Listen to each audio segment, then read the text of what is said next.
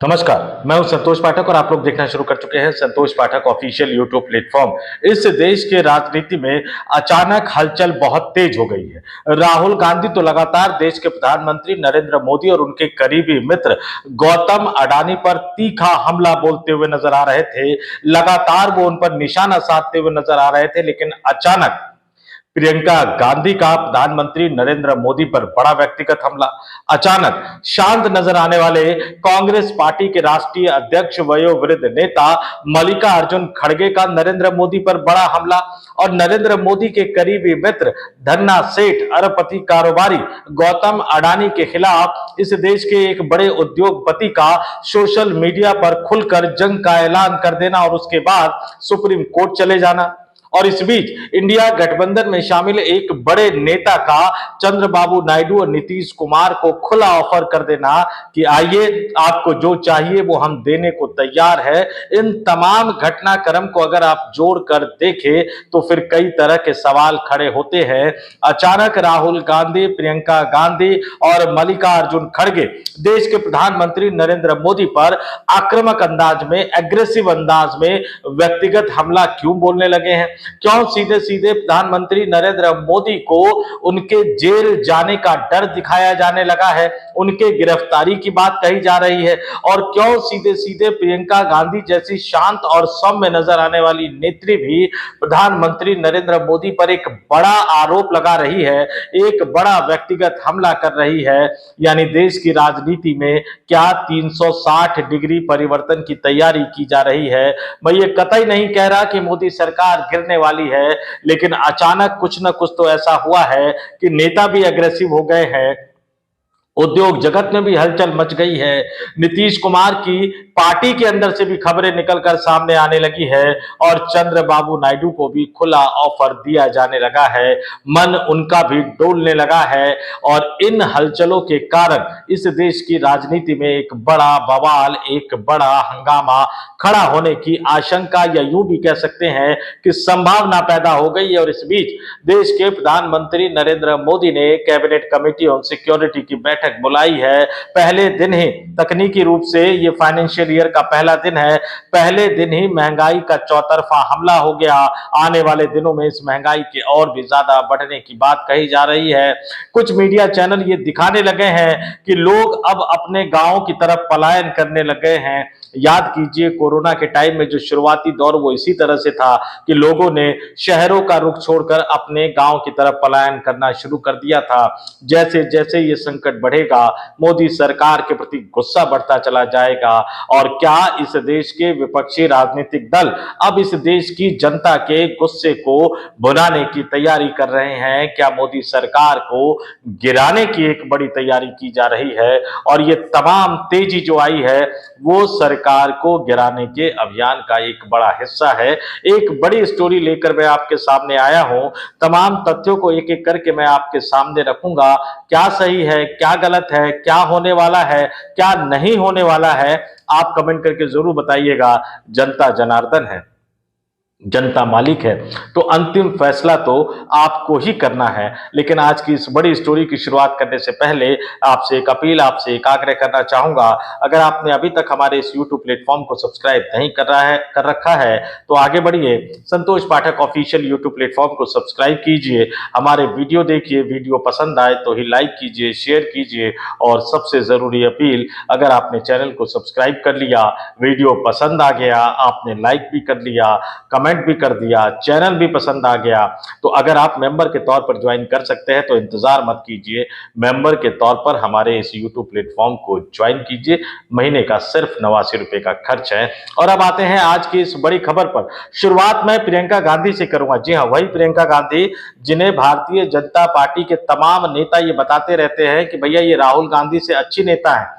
एक बार जब लोकसभा मतलब संसद के सत्र के समापन के बाद जब राहुल गांधी नहीं थे, प्रियंका गांधी पहुंच गई थी, तो बड़े शानदार फोटो वीडियो जो थे वो प्रधानमंत्री और सत्ताधारी दल के मंत्रियों के साथ, लोकसभा स्पीकर ओम बिरला के साथ बैठे हुए बड़े शानदार तस्वीरों को शेयर किया गया था। चाय की चुस्कियों के साथ जो तस्वीरें बनाई गई, जो वीडियो बनाए गए, उनको शेयर करके ये साबित करने की कोशिश की गई कि प्रियंका गांधी इस देश के लोकतांत्रिक मिजाज को ज्यादा अच्छी तरह से समझती है। संसदीय कार्य मंत्री किरण रिजिजू तो लोकसभा के अंदर ये कह चुके थे कि भाई प्रियंका गांधी को एलओपी बनाते तो ज्यादा अच्छा होता। आज उन्हीं प्रियंका गांधी ने देश के प्रधानमंत्री नरेंद्र मोदी पर सीधा हमला बोल दिया, तीखा हमला बोल दिया और ऐसा हमला बोल दिया कि सरकार प्रियंका गांधी के उस बयान को सोशल मीडिया से हटवाने पर जुट गई है। प्रियंका गांधी ने असम की धरती पर जाकर सीधे सीधे ये कहा कि देश के प्रधानमंत्री नरेंद्र मोदी अमेरिका के गुलाम बन गए। ऐसे शब्दों का इस्तेमाल राहुल गांधी तक ने नहीं किया था, लेकिन प्रियंका गांधी इस तरह के शब्द का इस्तेमाल करके सीधे सीधे देश के प्रधानमंत्री नरेंद्र मोदी पर हमला बोल रही है। और इससे पहले राहुल गांधी ने कल सीधे सीधे कह दिया था कि नरेंद्र मोदी कहीं भी चले जाएं, हम उनको नहीं छोड़ेंगे, पकड़ के लाएगी कांग्रेस पार्टी उनको। यानी वो इनडायरेक्टली, अप्रत्यक्ष तौर पर, बल्कि अप्रत्यक्ष क्या कहेंगे, जिस तरह के शब्दों का इस्तेमाल उन्होंने किया उसका एक ही मतलब, एक ही संदेशा निकलता है कि वो साफ साफ कह रहे हैं कि सरकार बदली, यानी मोदी की सरकार गई और नरेंद्र मोदी प्रधानमंत्री पद से हटे तो नरेंद्र मोदी चाहे जहां रहेंगे, जिस पद पर भी रहेंगे, कांग्रेस पार्टी उनको खींच कर लाएगी और जो भी काम उन्होंने गलत किए बकौल राहुल गांधी, उनकी सजा दिलवाने की वो कोशिश करेगी। यानी सीधे सीधे नरेंद्र मोदी को जेल भेजने की खुली चेतावनी देते हुए नजर आए राहुल गांधी। इन बयानों को एक एक साथ जोड़कर देखिएगा और फिर राज्यसभा में चर्चा होती है। राज्यसभा में सरकार के मंत्री खड़े होकर कहते हैं, क्योंकि लगातार विपक्षी राजनीतिक दल, कांग्रेस पार्टी और कांग्रेस पार्टी की अगुवाई में तमाम विपक्षी राजनीतिक दल सरकार से वेस्ट एशिया से उपजे हालात और भारत पर जो संकट मंडरा रहा है उसको लेकर संसद के दोनों सदनों में चर्चा कराने की मांग कर रहे हैं। सर, यही मांग जब कांग्रेस पार्टी राज्यसभा में कर रही थी तो सरकार के मंत्री पूरे जोश के साथ खड़े हुए कि हमने बुलाई तो थी ऑल पार्टी मीटिंग, उसमें आपके एलओपी कहां थे। अपने स्वभाव के विपरीत जाकर मल्लिकार्जुन खड़गे ने चीखते हुए कहा, आपके प्रधानमंत्री कहां थे? हम आपकी बात सुनने के लिए ऑल पार्टी मीटिंग में आते क्या? आपके प्रधानमंत्री भी ऑल पार्टी मीटिंग से गायब थे। उन्होंने जैसे आपको प्रतिनिधि बनाकर भेजा था ऐसे ही हमने भी अपने प्रतिनिधि बनाकर भेजे थे। मल्लिकार्जुन खड़गे आमतौर पर इस तरह के तीखे और तल्ख शब्दों का इस्तेमाल नहीं करते। तो आप सोचिए कि अचानक राहुल गांधी, प्रियंका गांधी और मल्लिकार्जुन खड़गे देश के प्रधानमंत्री नरेंद्र मोदी पर इतनी ज्यादा तल्ख टिप्पणियां क्यों कर रहे हैं, उन्हें जेल भेजने तक की धमकी क्यों दे रहे हैं और प्रियंका गांधी के भाषण के अंश को सरकार सोशल मीडिया से क्यों हटवाने में जुट गई है? क्या कोई बड़ा खेल होने जा रहा है? और जब हम राजनीति की बात करते हैं तो व्यापार जगत की बात किए बिना, कॉर्पोरेट जगत की बात किए बिना आप इस बात को पूरी तरह से नकार नहीं सकते, पूरी तरह से अलग नहीं कर सकते। देश की राजनीति में मैं साफ साफ आपको बता दूं कि देश की राजनीति में उद्योग जगत का, व्यापार जगत का भी अपना एक अलग महत्व है। अब तक छोटे छोटे मुद्दों पर हमने बहुत महीने पहले एक कहानी सुनाई थी कि भैया महाराष्ट्र में जो एयरपोर्ट है वहां के सिग्नलिंग सिस्टम को लेकर, सर्विस को लेकर किस तरह से एयरटेल हो या जियो हो, इन तमाम लोगों ने एक तरह से मोर्चा खोल दिया था। गौतम अडानी के पास जो एयरपोर्ट है उस पर जिस तरह की बातें, जिस तरह की फैसिलिटी वो लगाना चाह रहे थे, मोबाइल कंपनियों ने कहा कि नहीं, गलत है, ये हमारे अधिकारों को एक तरह से किनारे किया जा रहा है, तोड़ा जा रहा है, साफ शब्दों में कहूं। लेकिन उस समय तक भी उद्योग जगत ने सीधे सीधे देश के प्रधानमंत्री नरेंद्र मोदी के करीबी मित्र, अरबपति कारोबारी धन्ना सेठ गौतम अडानी के खिलाफ मोर्चा नहीं खोला था, क्योंकि ये तमाम लोग जानते थे कि गौतम अडानी के खिलाफ मोर्चा खोलने का मतलब है सीधे सीधे प्रधानमंत्री नरेंद्र मोदी के खिलाफ मोर्चा खोलना। और मोदी नाराज हो गए तो ईडी भी है, मोदी नाराज हो गए तो इनकम टैक्स डिपार्टमेंट भी है, मोदी नाराज हो गए तो सीबीआई भी है। ऐसे में कोई उद्योगपति अडानी के खिलाफ खुलकर कुछ बोलने को तैयार नहीं था। लेकिन माहौल बदला और ऐसा बदला कि वेदांता ग्रुप के चेयरमैन अनिल अग्रवाल खुलकर अडानी के खिलाफ सोशल मीडिया पर बोल देते हैं और उसके बाद वो सुप्रीम कोर्ट भी चले जाते हैं और ये पूरा मामला पब्लिक डोमेन में है, लगातार निकलकर सामने आ रहा है। जयप्रकाश एसोसिएट्स यानी जेपी एसोसिएट्स की संपत्तियों से जुड़ा मामला है, जो कि फिलहाल दिवालिया प्रोसेस से गुजर रही है। लेनदारों की समिति ने इन संपत्तियों को अडानी ग्रुप को देने का फैसला किया है। इन संपत्तियों में कई बड़े प्रोजेक्ट शामिल है, जैसे हाउसिंग प्रोजेक्ट है, पावर प्लांट्स है, सीमेंट यूनिट्स है और दिल्ली के पास स्थित बुध इंटरनेशनल सर्किट है, जो देश का इकलौता फॉर्मूला 1 ट्रैक है।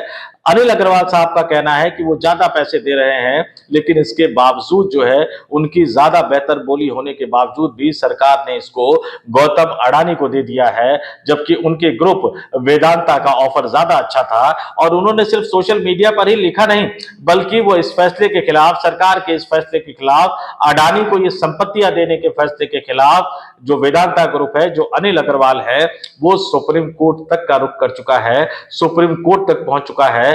तो एक उद्योगपति ने हिम्मत दिखाई और कहा तो यहां तक जा रहा है कि आने वाले दिनों में और भी उद्योगपति मोर्चा संभालते हुए नजर आएंगे, या फिर अनिल अग्रवाल के पीछे वो पूरी ताकत के साथ खड़े होते हुए नजर आएंगे। पर्दे के सामने जो खेला चल रहा है, पर्दे के पीछे वो खेल एक बड़े पैमाने पर चलता हुआ नजर आ रहा है।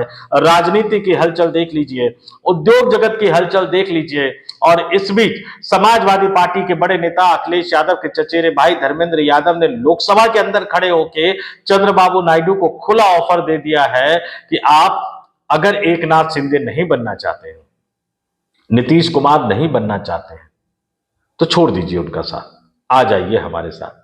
उन्होंने कहा साइकिल वालों इधर आ जाओ। अब चौंकिएगा मत, साइकिल समाजवादी पार्टी का चुनाव चिन्ह है, लेकिन साइकिल ही तेलुगु देशम पार्टी यानी चंद्रबाबू नायडू की पार्टी का भी चुनाव चिन्ह है। तो लोकसभा में खड़े होकर धर्मेंद्र यादव ने कहा कि शिंदे साहब का हाल देख लो, नीतीश कुमार का हाल देख लो, अगर आप भी उस तरह की हालत नहीं चाहते हैं तो आप हमारे साथ आ जाओ। तेलुगु देशम पार्टी को खुला ऑफर, कुछ दिन पहले जो है अखिलेश यादव भी आंध्र प्रदेश की धरती पर जाकर खुला ऑफर देकर आ चुके हैं, ये कहते हुए कि उन्होंने उनके पिताजी यानी नेताजी के साथ, मुलायम सिंह यादव के साथ मिलकर सरकार चलाई थी। अब वक्त आ गया है कि फिर से एकजुट होकर वो सरकार चलाए। इन घटनाक्रम को एक एक करके जोड़ते हुए नजर देखिएगा, क्योंकि बिहार में नीतीश कुमार किस्तों में इस्तीफा तो दे रहे हैं, लेकिन वो कतई मन से इस्तीफा देने को तैयार नहीं है। इस तरह से वो देश की राजधानी दिल्ली की राजनीति में आने को तैयार नहीं है। उनके मन में कई तरह के किंतु परंतु चल रहे हैं। नीतीश कुमार का मन डोल रहा है और लगातार उनके बेटे निशांत कुमार का जिस तरह से बयान आ रहा है कि जनता दल यूनाइटेड को बिहार के घर घर में ले जाना है, यानी सिर्फ 101 विधानसभा सीटों पर लड़ने वाली जनता दल यूनाइटेड के नए नए ताजा ताजा नेता बने निशांत कुमार, जो कि बिहार के मुख्यमंत्री नीतीश कुमार के बेटे हैं, वो कह रहे हैं कि जनता दल यूनाइटेड को बिहार की सभी 243 विधानसभा सीटों पर ले जाना है। और फिर जब आज वो ये कहते हुए नजर आते हैं कि जैसा आपने पिताजी को प्यार दिया, समर्थन दिया, सहयोग दिया, उसी तरह से मुझे भी प्यार दीजिए, समर्थन दीजिए, सहयोग दीजिए। समझ में नहीं आ रहा कि वो बीजेपी के साथ सरकार बनाने के लिए इस तरह की मांग क्यों कर रहे हैं, या फिर पिता पुत्र की जोड़ी के मन में कुछ और चल रहा है। इन तमाम घटनाक्रम को जोड़ते हुए ये सोचकर चलिए कि एकनाथ शिंदे की पार्टी के अंदर भी कई तरह की हलचल पैदा हो गई है। ये तमाम हलचल किस तरफ इशारा कर रही है? दुनिया तीसरे विश्व युद्ध की तरफ बढ़ता जा रहा है। भारत में महंगाई की मार चौतरफा पड़नी शुरू हो गई है, लेकिन चुनाव तक सरकार ने थोड़ा सा थाम रखा है। चुनाव के बाद ये महंगाई इस तरह से सरपट भागेगा कि इस देश के मिडिल क्लास की छोड़ दीजिए, अपर मिडिल क्लास की भी कमर तोड़ कर रख देगा। शहरों से पलायन पहले ही हो चुका है, कई वीडियो, कई तस्वीरें आ रही हैं। आने वाले दिनों में ये और ज्यादा पलायन होगा, मोदी के खिलाफ गुस्सा बढ़ता चला जाएगा, और ऐसे माहौल में विपक्षी नेता बिल्कुल तल्ख अंदाज में नरेंद्र मोदी को सीधे सीधे चेतावनी देते हुए नजर आ रहे हैं। और उद्योग जगत में भी एक उद्योगपति ने मोदी के करीबी मित्र के खिलाफ एक तरह से मोर्चा खोल दिया है। चंद्रबाबू नायडू और नीतीश कुमार तक खुला ऑफर। ये तमाम चीजें आपको क्या बता रही है, कमेंट करके जरूर बताइएगा। और मैंने आपको पहले ही कहा था कि मैं तथ्यों को आपके सामने रख रहा हूं, फैसला आप कीजिएगा। एक बड़ी राजनीतिक हलचल, और क्या इस बार विपक्षी राजनीतिक दल मोदी सरकार को गिरा पाने में कामयाब हो पाएंगे? आपका क्या मानना है, कमेंट करके जरूर बताइएगा। और जाते जाते एक और बड़ी खबर आपको बता देता हूं कि इंडिया गठबंधन की एक बैठक में जब वैकल्पिक सरकार के गठन की बात आई, तो राहुल गांधी ने साफ साफ ये कह दिया कि हमारे पास 100 सांसद है, जो भी 172 सांसद जुगाड़ करके ले आता है वो देश की कमान संभाल ले, वो देश का प्रधानमंत्री बन जाए, हम पीछे से उनको समर्थन देने के लिए तैयार है। अब पीछे से समर्थन मतलब सरकार में शामिल होंगे या नहीं होंगे वो तो बात की बात है, लेकिन उन्होंने ये ऑफर कर दिया है। ये अखिलेश यादव के लिए भी है, ये चंद्रबाबू नायडू के लिए भी है, ये नीतीश कुमार के लिए भी है, ये एकनाथ शिंदे के लिए भी है, ये उद्धव ठाकरे के लिए भी है। इन सबके लिए खुला खुला ऑफर है, 172 लाइए और सरकार बना लीजिए, जिसको जो चाहिए वो आपस में तय कर लीजिए। और चंद्रबाबू नायडू के साथ तो समस्या और भी गहरी है। आंध्र प्रदेश में उनको जगन मोहन रेड्डी को निपटाना है, जिसके लिए उनके पास सबसे बड़ा हथियार है, जो गौतम अडानी के खिलाफ अमेरिका में एफआईआर हो रखी है, वो आंध्र प्रदेश से जुड़ा मामला है। और उनके सामने दो एग्जाम्पल है। एक तरफ मुलायम सिंह यादव जो जीते जी अपने बेटे को मुख्यमंत्री बनाकर गए, यानी राजनीति में अखिलेश यादव को स्थापित करके चले गए। अब अखिलेश यादव राजनीति में एक स्थापित नेता है। और दूसरा एग्जाम्पल उनके पास नीतीश कुमार है, जो अपने बुरे और कमजोर क्षणों में अपने बेटे निशांत कुमार को राजनीति में लेकर आए हैं और अभी तक वो अपने बेटे को स्थापित नहीं कर पा रहे हैं। तो चंद्रबाबू नायडू निश्चित तौर पर मुलायम सिंह यादव के रास्ते पर चलना चाहेंगे, यानी अपने जीते जी अपने बेटे को वो आंध्र प्रदेश का मुख्यमंत्री बनाना चाहेंगे, ताकि वो उनके अपने सहयोगी जो जनसेना पार्टी के नेता पवन कल्याण, जो हिंदूवादी नेता बनने की कोशिश कर रहे हैं, उनके मुकाबले मुख्यमंत्री के तौर पर, एक स्थापित नेता के तौर पर, एक लीडरशिप के तौर पर वो स्थापित हो जाए और वो खुद केंद्र की राजनीति में आ जाए। लेकिन ये तभी हो सकता है बड़े आराम से, जब केंद्र में कोई वैकल्पिक राजनीति का रास्ता बनता हुआ, किसी वैकल्पिक सरकार की बात बनती हुई नजर आएगी। क्योंकि वर्तमान हालात में भारतीय जनता पार्टी उन्हें इतनी आसानी से अपने बेटे को मुख्यमंत्री बनाने देगी नहीं, जबकि उनके पास पूर्ण बहुमत है, बल्कि आंध्र प्रदेश में प्रचंड बहुमत है।